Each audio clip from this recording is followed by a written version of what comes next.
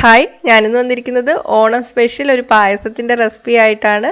നമുക്കിന്ന് ചൗവരി പായസം തയ്യാറാക്കി എടുക്കുന്നത് എങ്ങനെയാണെന്ന് നോക്കാം. ഇത് നമുക്ക് ഏറ്റവും എളുപ്പത്തിൽ തയ്യാറാക്കി എടുക്കാൻ പറ്റുന്ന ഒരു പായസമാണ്. ചൗവരി പായസം വയ്ക്കുമ്പോൾ ഒരു ഇൻഗ്രീഡിയൻറ്റ് കൂടെ ചേർത്താൽ നല്ല ടേസ്റ്റി ഹെൽത്തി ആയിട്ടുള്ള പായസം ഉണ്ടാക്കിയെടുക്കാൻ പറ്റും. കാണാനും നല്ല ഭംഗിയാണ്. അപ്പോൾ നമുക്ക് റെസിപ്പി നോക്കാം.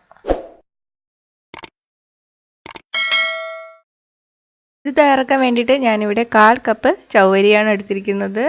ഇതിൽ കുറച്ച് വെള്ളം കൂടെ ഒഴിച്ചിട്ട് 2 മണിക്കൂർ കുതിർന്ന് വരാൻ വേണ്ടിയിട്ട് വയ്ക്കുകയാണ്. അപ്പോൾ സമയം ഉണ്ടെങ്കിൽ ഇങ്ങനെ ചെയ്യാം, ഇല്ലെങ്കിൽ കുക്കറിലിട്ടിട്ട് വേവിച്ചെടുത്താലും മതി. ചൗവരി കുതിർന്ന് വരാൻ വേണ്ടിയിട്ട് ഇട്ടിട്ട് 2 മണിക്കൂർ കഴിഞ്ഞിട്ടുണ്ട്. ഇനി ഒരു പാനിൽ 1/2 ടേബിൾ സ്പൂൺ നെയ്യ് ചൂടാക്കുക. നെയ്യ് ചൂടായിട്ട് വരുമ്പോൾ 1/4 കപ്പ് ക്യാരറ്റ് ഗ്രേറ്റ് ചെയ്തെടുത്തത് ഇട്ട് കൊടുക്കുക. ക്യാരറ്റ് നല്ല നൈസായിട്ടാണ് ഗ്രേറ്റ് ചെയ്തെടുത്തിരിക്കുന്നത്. തീ മീഡിയത്തിലോട്ട് ഇടുക. എന്നിട്ട് ഒരു മിനിറ്റ് നമുക്ക് ഈ നെയ്യിലിട്ടിട്ട് ക്യാരറ്റ് വഴറ്റിയെടുക്കാം. അപ്പോൾ ക്യാരറ്റിൻ്റെ പച്ച മണമൊക്കെ മാറി വരും. 1 മിനിറ്റ് കഴിയുമ്പോൾ നമുക്കിതിലോട്ട് 1/4 കപ്പ് വെള്ളം ഒഴിച്ചു കൊടുക്കാം. എന്നിട്ട് നമുക്ക് അടച്ചു വെച്ച് വേവിക്കാം. ക്യാരറ്റ് നല്ല നൈസായിട്ട് ഗ്രേറ്റ് ചെയ്തെടുത്തുകൊണ്ട് പെട്ടെന്ന് തന്നെ വെന്ത് വരും. 5 മിനിറ്റ് കഴിഞ്ഞിട്ടുണ്ട്. ക്യാരറ്റ് നല്ലപോലെ വെന്ത് വന്നിട്ടുണ്ട്. നമുക്ക് തീ ഓഫ് ചെയ്യാം. തീ ഓഫ് ചെയ്തതിന് ശേഷം തണുക്കാൻ വേണ്ടിയിട്ട് വയ്ക്കാം. തണുത്തതിന് ശേഷം മിക്സിയിലിട്ടിട്ട് നല്ലപോലെ അരച്ചെടുക്കാം. ഇപ്പോൾ ഇതിൽ കുറച്ച് വെള്ളം ഉണ്ടെങ്കിലും കുറച്ചും കൂടെ വെള്ളം വേണ്ടി വരും അരച്ചെടുക്കാൻ വേണ്ടിയിട്ട്. പക്ഷെ വെള്ളം ഒഴിക്കുമ്പോൾ കൂടി പോകരുത്. ഇനി ഒരു പാനിലോട്ട് 1 കപ്പ് വെള്ളം ഒഴിച്ചു കൊടുക്കാം. വെള്ളം നന്നായിട്ട് തിളച്ചു വരണം. വെള്ളം തിളച്ചു വരുമ്പോൾ നമ്മൾ കുതിർന്ന് വരാൻ വേണ്ടിയിട്ട് വെച്ചിരുന്ന ചൗവരി ഒന്ന് നന്നായിട്ട് കഴുകിയതിന് ശേഷം ഇതിലോട്ട് ഇട്ട് കൊടുക്കാം. ഇനി അടച്ചു വെച്ചിട്ട് വേവിക്കാം. ചൗവരി നന്നായിട്ട് വെന്ത് വരണം. ചൗവരി വെന്ത് വന്നിട്ടുണ്ട്. നമുക്ക് ഇതിലോട്ട് 1/2 കപ്പ് പാൽ ഒഴിച്ചു കൊടുക്കാം. ചൗവരി ഇവിടെ വേവാൻ വെച്ചിരുന്നപ്പോൾ അപ്പുറത്തെ അടുപ്പിൽ ഞാൻ പാല് തിളയ്ക്കാൻ കൂടി വെച്ചിട്ടുണ്ടായിരുന്നു. അപ്പോൾ ചൂട് പാലാണ് ഇതിലോട്ട് ഒഴിച്ചു കൊടുത്തത്. തണുത്ത പാൽ ഒഴിക്കരുത്. ഇതിലോട്ട് 1/2 കപ്പ് പഞ്ചസാര ചേർത്ത് കൊടുക്കാം. മധുരം കൂടുതൽ വേണമെന്നുള്ളവർക്ക് കൂടുതൽ ചേർക്കാം. നന്നായിട്ട് ഇളക്കി കൊടുക്കാം. ഇതിലോട്ട് 3 ടീസ്പൂൺ പാൽപ്പൊടി കൂടി ചേർത്ത് കൊടുക്കുകയാണ്. ഇത് ഓപ്ഷണലാണ്, ഉണ്ടെങ്കിൽ ചേർക്കാം. അപ്പം നിങ്ങളുടെ കയ്യിൽ മിൽക്ക് മെയ്ഡ് ഉണ്ടെങ്കിൽ 3 ടീസ്പൂൺ മിൽക്ക് മെയ്ഡ് ചേർത്താലും മതി.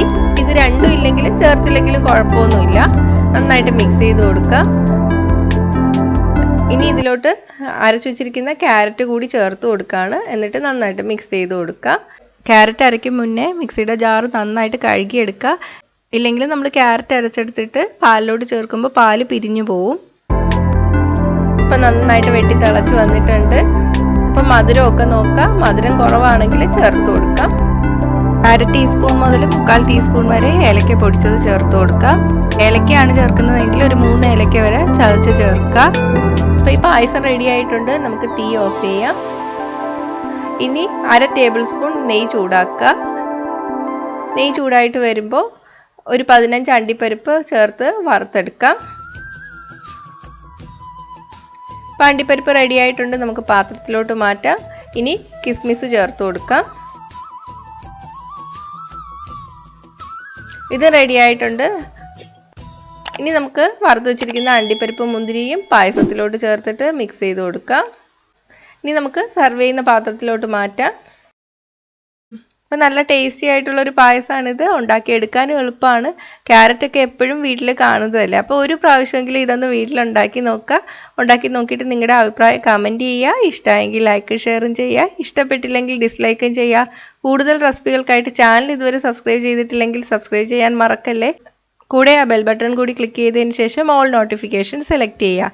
അപ്പോൾ ഞാൻ അപ്ലോഡ് ചെയ്ത ഉടൻ തന്നെ എല്ലാ റെസിപ്പീസിൻ്റെ നോട്ടിഫിക്കേഷൻ നിങ്ങൾക്ക് ലഭിക്കും. അപ്പോൾ അടുത്തൊരു റെസിപ്പി ആയിട്ട് കാണാം. ബൈ.